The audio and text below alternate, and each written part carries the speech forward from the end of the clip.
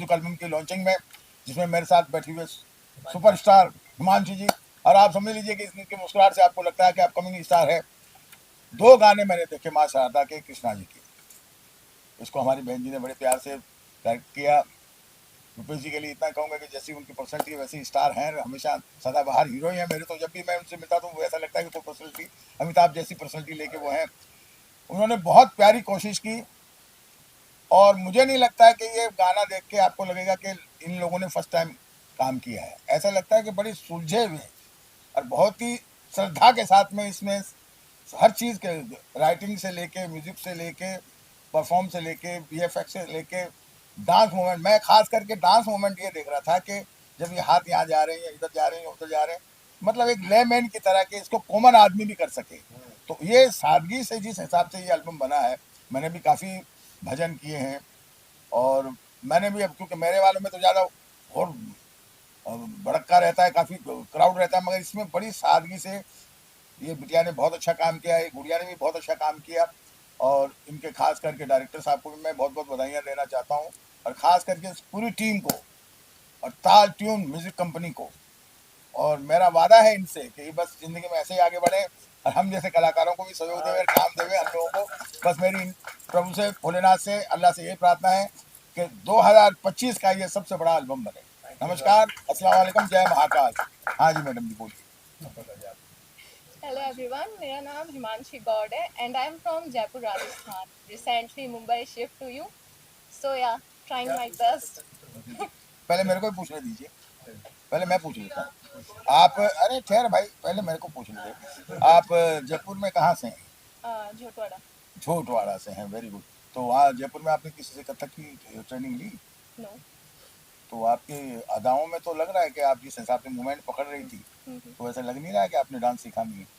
हाँ, like dance करना पसंद है, बट मैं कृष्णा डिवोटी हूँ, तो जब मैं वो कर रही थी तो बस पता नहीं, वो अपने आप बहुत अच्छा हो रहा था। और मैम ने इतनी, मतलब जो कोरियोग्राफी दी थी वो इतना इजी लगा मुझे कि वो इजीली मेरे से हो गया। बेटा, जिस परिवार से आपके गुरु जिन्होंने ये डायरेक्शन दिया है, उनका नाम भी हम लोग लेते हैं तो कान पकड़ के लेते हैं। तो मतलब यू आर वेरी लक्की कि आपको इतने बड़े परिवार की सदस्य ने आपको मतलब टीच किया या आपको गाइड दिया।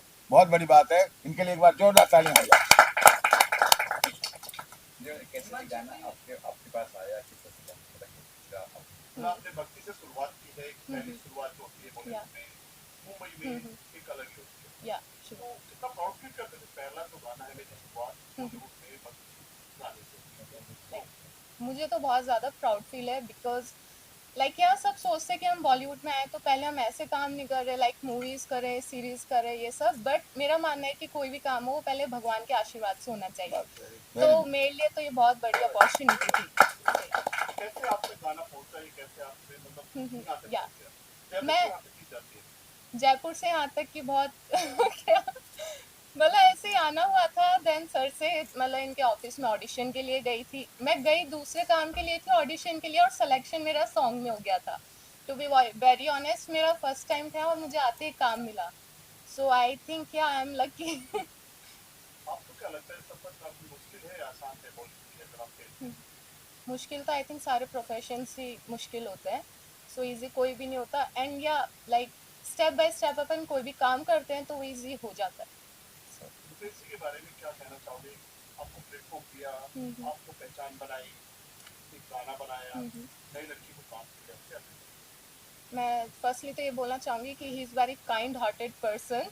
मैं इनके जैसे लगा नहीं था कि हाँ, इनके जैसे मुंबई के बारे में जयपुर में सब ने बता रखा है कि मुंबई में ऐसे होता है वैसे होता है, बट यहाँ आके मैं इनसे मिली तो मेरा बिल्कुल जो ओपिनियन था वो मुंबई के लोगों को लेके यहाँ ये सब चेंज हो गया। And I think I am lucky कि मैं सर से आके मिली, इन्होंने मुझे अच्छे से गाइड किया, सारा मतलब समझाया कैसे क्या होता है। और इन्होंने बहुत अच्छे से मुझे वर्क वगैरह सब कुछ बताया, कैसे क्या करना रहता है, सब कुछ का। कोरियोग्राफ की बात करें, आपने कितना अभ्यास किया, किसने सिखाया आपको, कितने दिन की तैयारी की आपने? मेरे को एक दिन पहले पता चला कि मैं सॉन्ग में सेलेक्ट हुई हूँ। मैं सेट पे गई, मैं रेडी हुई एंड मैम ने कोरियोग्राफी की। हमने 2 आवर्स के अंदर ये सॉन्ग शूट कर दिया। क्या करना चाहते हैं बॉलीवुड में आप? पहला प्रोजेक्ट है, क्या सोच कर आए? भगवान के आशीर्वाद से हुआ है तो सब अच्छा होगा, बट मैं सोच के आई थी कि मुझे बॉलीवुड में मूवीज करनी है एंड सीरीज करनी है। So yeah, looking forward to it. और फ्यूचर प्रोजेक्ट आने वाले Like yeah, अभी रिवील नहीं करना चाहती, काफी सारे अच्छे प्रोजेक्ट्स लाइन अप है. मगर एक चीज़ मैं आज आपको बताना चाहता हूँ, आपके थ्रू मैं ऑडियंस के मतलब जो सुन रहे हैं लोग, हमारी मुंबई जो है और मुंबई में जो फिल्म इंडस्ट्री है, इससे दुनिया में प्यारी लाइन कोई नहीं है. मैं आपको ये पूरा नाम हर्ष मोहन मिश्रा है। पेशे से मैं एक फिल्म मेकर हूँ और साथ साथ में विजुअल इफेक्ट सुपरवाइज़र हूँ। और शंभू महाराज जी मेरे दादाजी रहे हैं और बिरजू महाराज जी मेरे ताऊ जी रहे हैं। मैं उनका नाम लेने से भी कतरा जाता इसलिए हकला गया यहाँ पे ठीक है। लेकिन मैंने जो फील्ड चुनी है वो हमारे लेगेसी से अलग है, तो बहुत हिम्मत करके चुनी और उनका आशीर्वाद है। आज मेरी माता जी भी यहाँ बैठी हैं, मेरे पिताजी भी अभी शहर में नहीं है लेकिन उनका आशीर्वाद है और उनके ज़रिए सर की मदद से, उनके आशीर्वाद से, इनके सपोर्ट से हमने ये सब करने की कोशिश करी है and this is how I am here. किस तरह का गाना है सर, ये किस तरह का मूड है? ये देखिए, ये सबसे पहले तो ये भजन है, ये भक्ति है, ये ईश्वर के प्रति अपना समर्पण है। और बहुत अच्छा संगीत जब मैंने ये सुना, जब मुझे रुपेश सर ने सुनाया कि माँ शारदा और ऐसी बंसी बजा दो कन्हैया जो अपना भजन है, वो जब मैंने सुना तो मुझे बहुत ही क्रिएटिव आइडियाज़ आने लग गए थे। तो मैं सर से जानना चाह रहा था कि पहले उनका क्या विजन है इस गाने को लेकर, कैसे हम इसको दिखाना चाह रहे हैं, ऑडियंस को किस तरह से हम पोर्ट्रे करेंगे। और जब मैंने उनका विजन जाना और जब मैंने उस पर वर्कआउट किया तो हम दोनों एक बहुत ही अच्छे क्रिएटिव आइडिया पे आए। तो अब ये गाना सिर्फ गाना नहीं है, it's larger than life, it's a feeling, it's a devotion. आप आंखें बंद करेंगे तो भी ये विजुअल्स आपके दिमाग में चलेंगे। सर, संगीत म्यूजिक से जुड़े हुए काफी दिग्गज नाम लेना नहीं चाहिए, उनकी फैमिली से जुड़े हैं, कितना मुश्किल था आपके लिए, चैलेंजिंग था कि ये करना कि बड़ा नाम है और चीज भी अच्छी बननी चाहिए? जी जी जी, देखिए, रिस्क लेना ही हमारा काम है सबसे पहली चीज़ तो ये है। और जब आपको अपने काम पे और अपनी कला पे विश्वास होता है तो आपके लिए चैलेंजिंग नहीं रहता है, इट्स अ डिवोशन। ये एक मेडिटेशन था। मैंने अपने फादर को देखा है, मैं अपने मॉम को देखता हूँ, जब वो रियाज़ करते हैं तो वो रियाज़ उनके लिए वर्कआउट नहीं है, वो रियाज़ उनके लिए मेडिटेशन हो जाती है। तो similarly when I do VFX और डायरेक्शन, इट्स जस्ट गोज, मतलब मुझे पता भी नहीं चलता कब अच्छे से हो गया, वो ऊपर वाला कराता है और मैं करता चला जाता हूँ।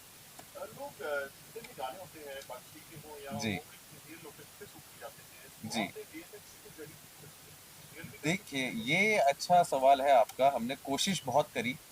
मैं चाहता था कि हम लोग पहले रियल लोकेशन पे जाएं, हम वहाँ पे एक्सप्लोर करें। पर प्रॉब्लम क्या होती है ना कि वहाँ जब आप मंदिर के अंदर शूटिंग करने जाते हो तो वो क्रिएटिव लिबर्टी हम नहीं ले पा रहे थे। क्यों? क्योंकि भक्तजन भी होते हैं, प्लस वहाँ पे एक प्राइवेसी रहती है, एक सिक्योरिटी रहती है। उस रिदम को मैं तोड़ना नहीं चाह रहा था सिर्फ अपने भजन के लिए। लेकिन जब मैंने कहा कि ईश्वर की दया से हमारे पास एक कला है, विजुअल इफेक्ट्स है, तो हम क्यों ना इसको लार्जर देन लाइफ दिखाएं, क्यों ना हम इसको ऐसा दिखाएं कि आप एक ड्रीम वर्ल्ड, एक इमेजिनरी जगह पे वहाँ पे ये पूरा परफॉर्मेंस हो। तो मैंने वहाँ से भगवान का आशीर्वाद लिया, टीम हमारी पूरी एकजुट हुई और हमने इसको विजुअल इफेक्ट्स में किया। साहब, पहला क्या कहना चाहोगे आपके प्रोजेक्ट को लेकर, माँ शारदा और ऐसी कौन कौन? मेरे लिए तो ये कथक के अंदर हम कृष्ण को सबसे ज़्यादा मानते हैं और हमारा कथक नृत्य ही जो है वो कृष्ण की लीलाओं से शुरू हुआ है। तो मेरे लिए तो जब कृष्ण का भजन आया तो मुझे जब वो गाना दिया तो मैं खुद ही उसमें ऐसे रम गई कि मैं खुद ही लगा कि खुद ही कर लूँ। लेकिन मुझे नहीं करना था, मुझे किसी को सिखाना था और उनके लिए भी ये पहला एक मौका था कि जिसको भजन को एक अच्छे से रूप में, जब आप कोई भी चीज़ करते हैं, मेरे कहने का अर्थ है कि जब आप गाने का जब काम करते हैं, कोई गाना लेते हैं, चाहे भजन हो, चाहे ठुमरी हो, क्लासिकल, हम कुछ भी लेते हैं, हम पहले गाने की एक एक पंक्तियों को पढ़ते हैं, सुनते हैं और उसको पहले आत्मसार करते हैं।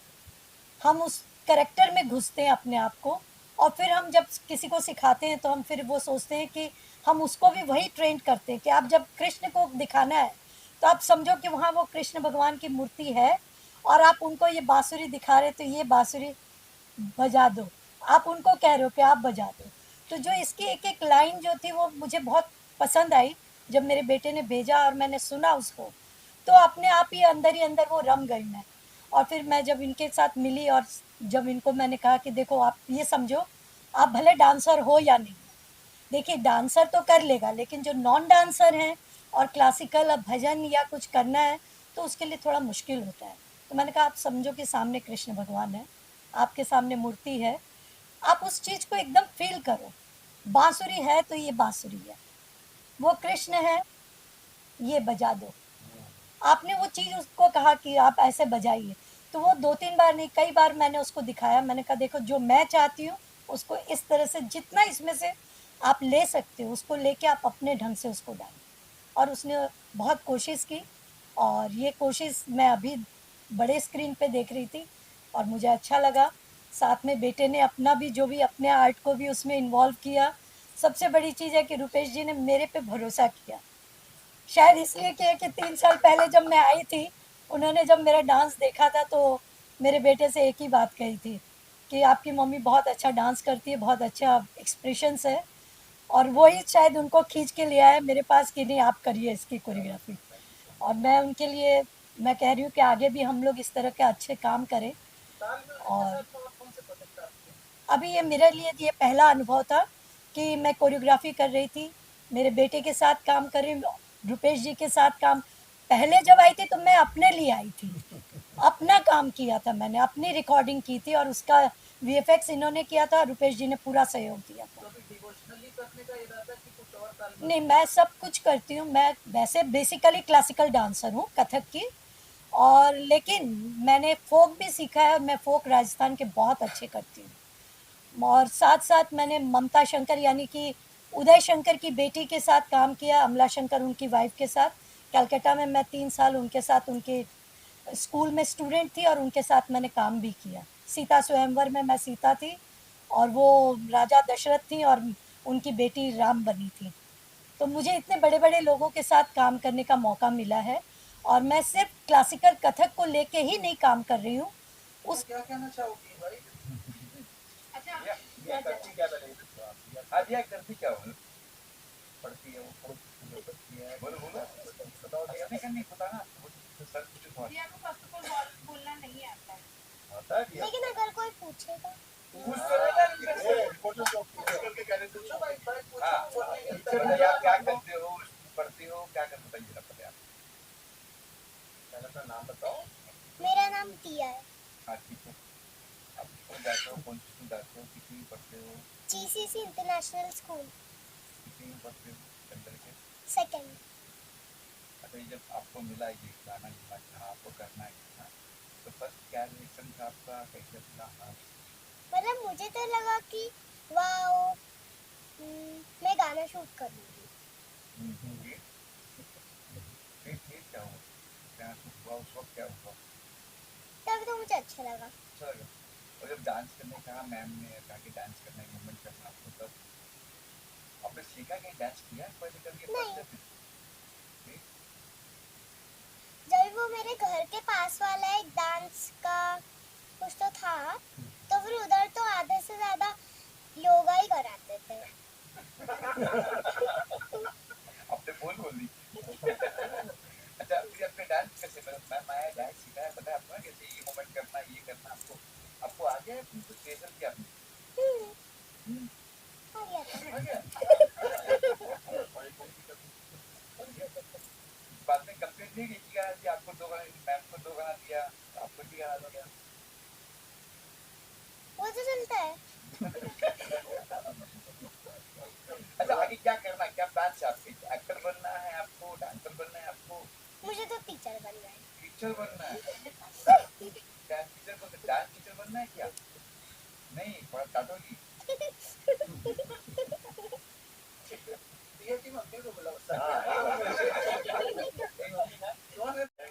तैयारी है किसके लिए और गाना बदल बन के तैयार जी सबसे पहले तो I really would like to thanks Rupesh sir for giving this opportunity to my daughter. ये शायद कुछ सालों पहले हमें फील होने लग गया था कि she is very much active in all such things when it comes to songs dance to some extent acting but thanks to Rupesh sir एक बार मैं उनसे मिली और उसी के कुछ दिनों बाद उन्होंने मेरे डैड को कॉल किया एंड ये अपॉर्चुनिटी दी कि एक सॉन्ग है जहाँ पे वो इसको रिप्रेजेंट करना चाहेंगे and the best part was कि ये सॉन्ग एक डिवोशनल सॉन्ग था for me it was a big thing कि अगर मेरी daughter you know who comes from a family background जहाँ पे हमारे पास कोई ऐसा सोर्स नहीं था यू नो कि हम ऐसे कोई शूट कर सके. So I really would like to thanks sir for this. Shoot हुआ and the second experience was जब मुझे पता चला कि हमारी जो कोरियोग्राफर मैम है, hats off to her. I think in a span of 3 hours जब मेरी डॉटर उनके साथ थी एंड उन्होंने वो सॉन्ग उसको सिखाया. 3 घंटे में हमने पूरा सॉन्ग शूट किया. So thanks to sir, thanks to ma'am and हमारे डायरेक्टर सर, सबको for all such things. I am so blessed, I am feeling so blessed to be a part of this. Diya ने पहले भी कोई video किया नहीं sir, नहीं sir, नहीं नहीं. हाँ, हालांकि मैं कहीं पे भी सोशली एक्टिव नहीं हूँ एंड ये इसका कंप्लेंट है कि आज के 2025 में आई स्टिल बिलीव कि I am not at all active on any social media. But ये मुझे इंसिस्ट कर रही है कि इसका अकाउंट होना चाहिए जहाँ पे she can post her pics and videos. तो ग्रेजुअली मुझे ये फील हुआ कि somewhere this should be there. तो अब मैं ये प्लान कर रही हूँ कि इसका एक इंस्टा अकाउंट खोलूँ सबसे पहले और वहाँ पे I should post her videos. अब तक खोला नहीं है। नहीं. आप इनकी मदर है, जी आपके लिए चैलेंजिंग है, लेकिन इससे आपसे बात की जी जी जी. कुछ challenging। क्या कहना चाहोगे? लेकिन एक बात, एक पिक्चर में करती है आप एक्टर करवाना तो चेंज होता रहता था बच्चों का Uh, पाएगा भी इसको।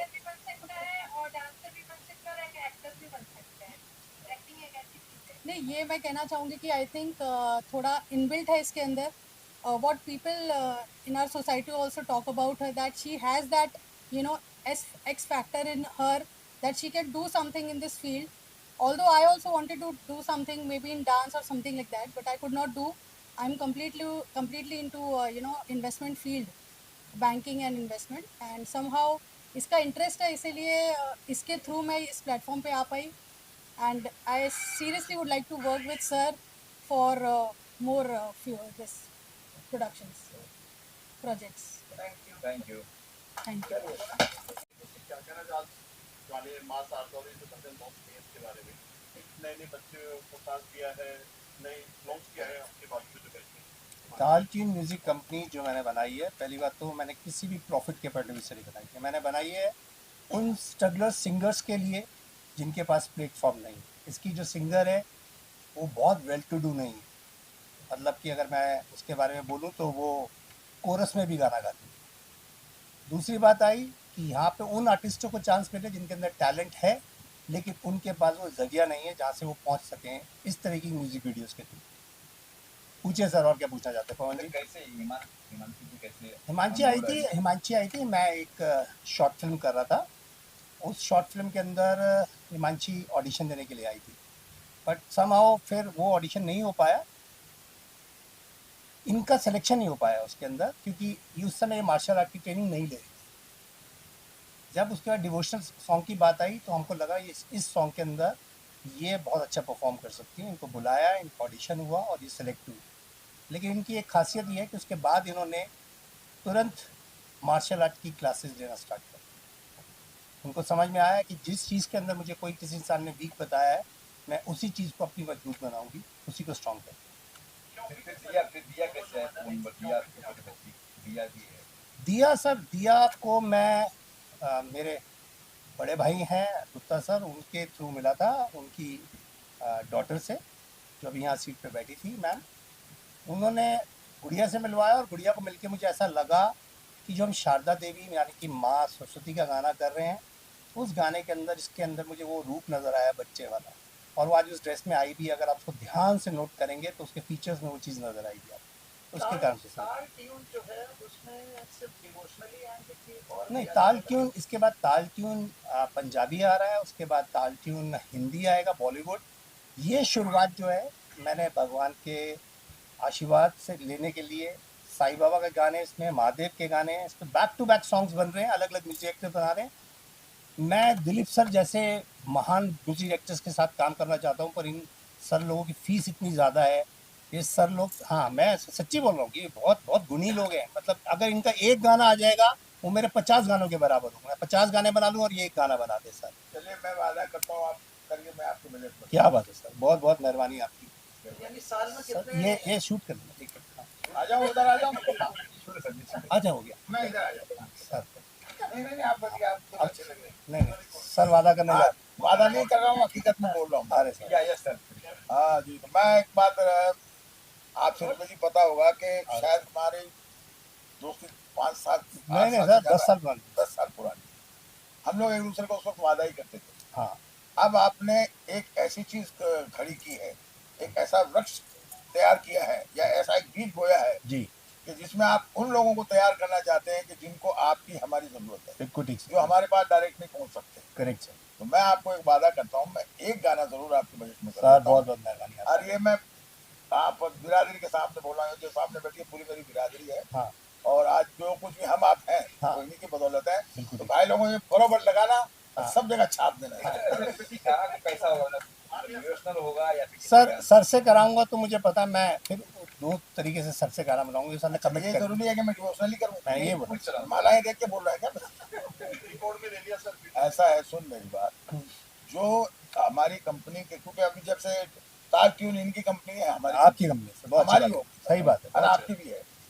जो ताल म्यूजिक की रिक्वायरमेंट होगी वो म्यूजिक मैं दूंगा। मेरा इनके बजट में एक गाना करके देने का वादा है। ये जिस दिन भी कहेंगे मैं अपना सारा काम छोड़ के इनका काम क्या बात है sir, thank you so much sir, thank you so much. जैसे एक सवाल पहले भी आता है, जो कहा था कि ये गाना वीएफएक्स नहीं बल्कि ओरिजिनल सेट पे जाके या कहीं बना के वहाँ शूट कर जाते हैं, आपकी वीएफएक्स की बात ऐसा क्यों कुछ खास है? ये तो क्या हर्ष का ग्रेटनेस है, वो ऐसी बात बोलता है कि मेरी इसमें इनपुट्स हैं या हर्ष की इनपुट्स थी। हर्ष ने मुझे ये बोला था कि सर डिवोशनल सॉन्ग जो ऑल ओवर वर्ल्ड के अंदर लोग देख सकें, ऐसा गाना जिसमें वो जो कृष्ण भगवान को जो इमेजिन करते हैं, उस इमेजिनेशन से भी ऊपर, अभी अगर आप वृंदावन जाएं या कहीं पे भी जाएं तो आपको प्रॉपर शूटिंग के लिए वो स्पेस नहीं मिलेगा जो रिक्वायर्ड होता है।